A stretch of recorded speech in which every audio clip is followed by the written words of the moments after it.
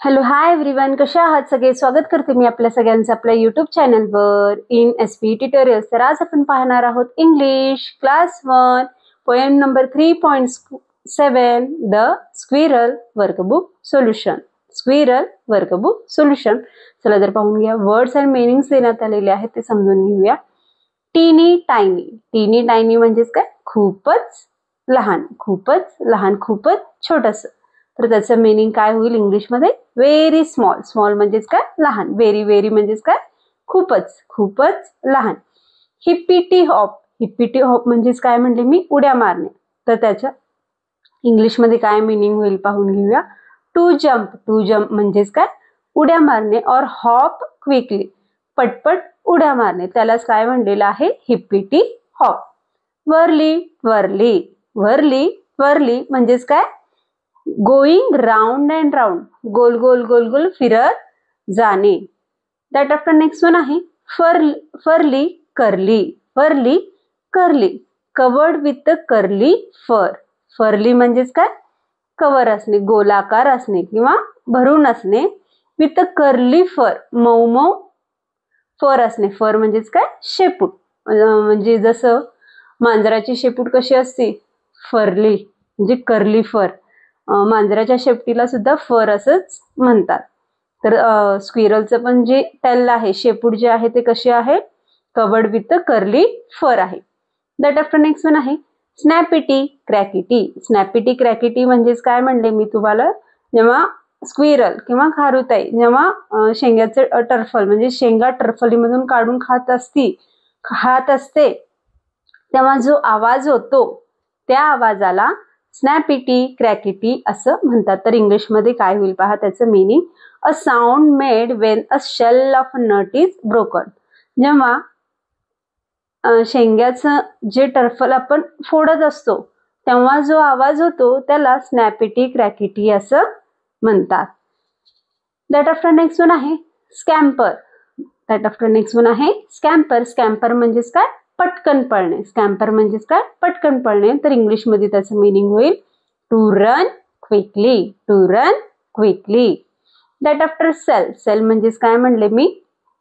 जहाज जे समुद्रातून वाहून गेलं जात म्हणजे घेऊन गेलं जातं जुन्या काळातलं, ज्याला कर्टन्स असतात, मोठे मोठे असे कापडी पडदे लावलेले असतात, त्याला सेल म्हणतात. आताची जी जहाजं आहेत, आताचे जे शिप आहेत ते मॉडर्न टेक्नॉलॉजीनं तयार झालेले आहेत. जुन्या काळातले जे सेल होते, जे जहाज होते ते कशानं वाहून घेऊन जात असायचे? पडदे लावून घेऊन जात असायचे. त्याला सेल असं म्हणतात. तर त्याचं मीनिंग इथं मोठ्या स्पेलिंग म्हणजे मोठ्या लाईनमध्ये देण्यात आलेलं आहे ते समजून घेऊया. A large piece of strong cloth. असं मोठंसं एक कापड असणार आहे किंवा कॅनव्हस असणार आहे. Or a canvas on a boat or a ship. जहाजावर किंवा शिपवर एक असं मोठंसं स्ट्रॉंग असं जाड असं कापड असणार आहे किंवा कॅनव्हस असणार आहे. Which help us to boat to move on a water. आणि तो कापड मदत करणार आहे कशासाठी? मूव्ह होण्यासाठी, पुढे जाण्यासाठी मदत करणार आहे. कशावर? पाण्यावर. With the help of the wind. वाऱ्याच्या साह्याने तो जहाज काय होणार आहे? पुढं पुढं वाहत जाणार आहे, फ्लोट होत जाणार आहे. त्याला सेल असं म्हणतात. दॅट आफ्टर नेक्स्ट वन आहे सुपर. नेक्स्ट वन आहे सुपर. सुपर म्हणजेच काय म्हणले मी? अन्न. सुपर म्हणजेच काय म्हणले मी? अन्न. इथं काय म्हणलेलं आहे? Evening meal. संध्याकाळचं जेवण. संध्याकाळचं जेवण. जेवण सुद्धा म्हणू शकतो किंवा अन्न सुद्धा येथे आपण म्हणू शकतो. दॅट आफ्टर नेक्स्ट वन आहे ओरल वर्क. ओरल वर्क तोंडी काम. लिसन अँड रिसाइट. लिसन. लिसन म्हणजेच ऐका. रिसाइट. रिसाइट म्हणजेच म्हणून दाखवा. Listen to the poem given on textbook page number 51 then recite it. तर पेज नंबर 51 वर जे आपल्याला पोएम दिलेला आहे ते ऐका म्हणलेलं आहे. टीचर जसं म्हणतात त्यानंतर ना रिसाइट करा म्हणलेलं आहे. गाणं म्हणून दाखवा असं म्हणण्यात आलेलं आहे. तर टीचरसाठी इन्स्ट्रक्शन्स देण्यात आलेलं आहे.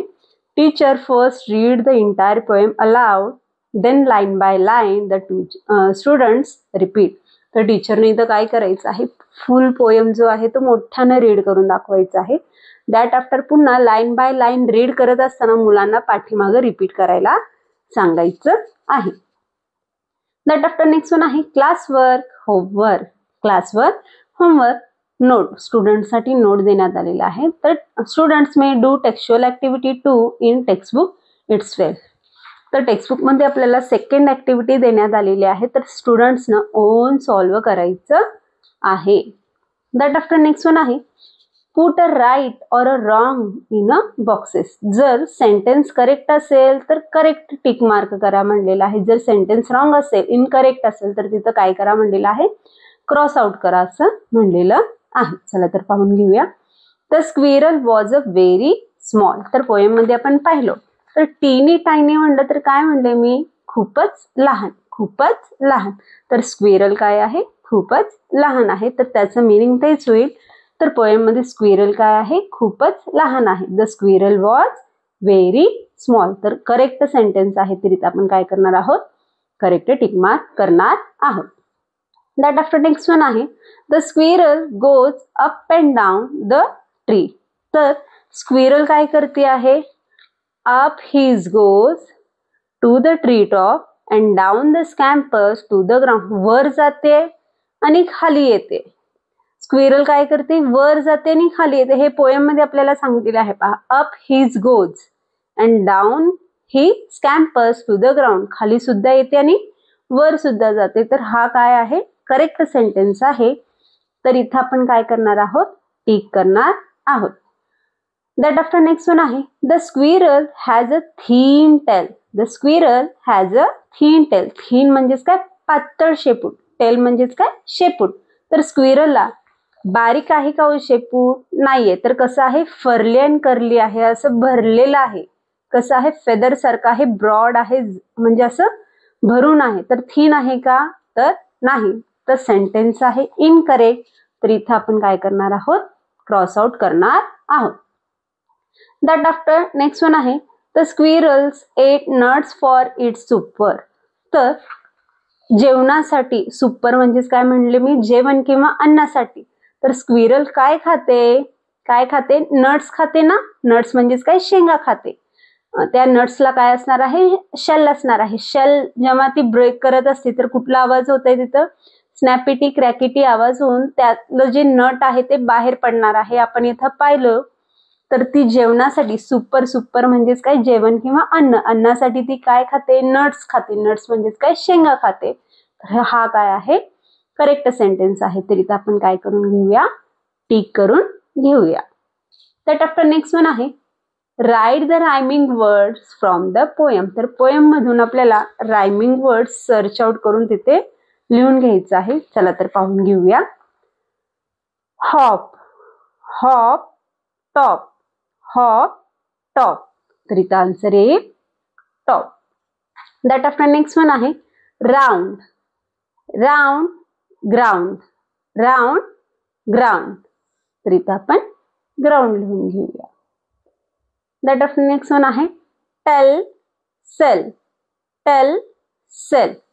तर इथं आपल्याला रायमिंग वर्ड्स कळा म्हणून पोएम मध्ये आपल्याला सेम कलरनं तिथं त्या वर्ड्सना तिथं आपल्याला इंडिकेट केलेलं आहे. दाखवण्यासाठी त्यांनी डिफरंट कलर्स त्या रायमिंग वर्डसाठी यूज केलेले आहेत. दॅट आफ्टर नेक्स्ट वन आहे shell, shell, fail, shell, fail. तर इथं आन्सर आहे fail. That after next one आहे fun time. That after next one आहे fun time. Help the animals to the find their tails. तर इथं एनिमल्सचे pictures देण्यात आलेले आहेत. तर टेल, टेल म्हणजेच काय, त्यांची शेपटी शोधून द्या म्हटलेली आहे. शेपूट, त्यांचे शेपूट्स तिथं देण्यात आलेलं नाहीये. तर ते शेपूट्स काय करायचे आहेत, आपल्याला फाइंड आउट करून द्यायचे, शोधून द्यायचं आहे with the help of match the pairs. तर फर्स्ट वन आहे रॅबिट. रॅबिटचा जो टेल असणार आहे तो कसा असणार आहे, फर्री असणार आहे. कसं असणार आहे, फर्री असणार आहे, व्हाईट असणार आहे. तर त्याला आपण काय करून घेऊया, मॅच करून घेऊया. दॅट आफ्टर नेक्स्ट वन आहे स्क्विरल. स्क्विरलचं जसं असणार आहे, कसं असणार आहे, फर्ली अँड कर्ली असणार आहे. कसं असणार आहे, फर्ली अँड कर्ली असणार आहे. तर तो आहे येथे. तर इथं आपण मॅच करून घेऊया. दॅट आफ्टर नेक्स्ट वन आहे एलिफंट. एलिफंटचं जो टेल आहे आपल्याला माहित आहे कसं दिसतं. तर त्याला सुद्धा इथं आपण काय करून घेऊया, मॅच करून घेऊया. हे स्टुडंट्सला आपल्याला ऑलरेडी फर्स्ट पिक्चर्स दाखवावे लागतील, त्यानंतर मुलांना तिथं मॅच करता येईल. त्यात फ्रेंड नेक्स्ट वन आहे कॅट. कॅटचं इथं आपल्याला देण्यात आलेलं आहे टेल, तर त्याला आपण इथं मॅच करून घेऊयात किंवा कलर कॉम्बिनेशन सुद्धा इथं मुलांना समजावून सांगायचं की कलर कोणकोणते आहेत त्यानुसार सुद्धा आपण इथे मॅच करून घेऊ शकतो. तर डॉगचा जो आहे टेल तो कसा आहे, फर्री आहे. कसा आहे, फर्री आहे. तर तिथे सुद्धा आपण काय करून घेऊया, मॅच द पेअर्स करून घेऊया. दॅट आफ्टर नेक्स्ट वन आहे complete the picture of the squirrels and colour it. तर इथं आपल्याला काही डॉट्स देण्यात आलेले आहेत, तर ते डॉट्स आपल्याला काय करायचं आहे, ट्रेस करायचं आहे. दाबून त्याच्यावर काय काढायचं आहे, पेन्सिलनं ड्रॉ करायचं आहे. तर स्क्विरलचे इमेज तिथं तयार होईल आणि त्याला काय करायचं आहे, कलर करून घ्यायचं आहे. तर अशा प्रकारे आज आपण पोएम नंबर 3.7 द स्क्विरल हा वर्कबुक सोल्युशन पाहिलो. तर व्हिडिओ आवडल्यास लाईक करा, शेअर करा, सबस्क्राईब करा. पुन्हा भेटूया असेच अनेक व्हिडिओ घेऊन. Bye bye.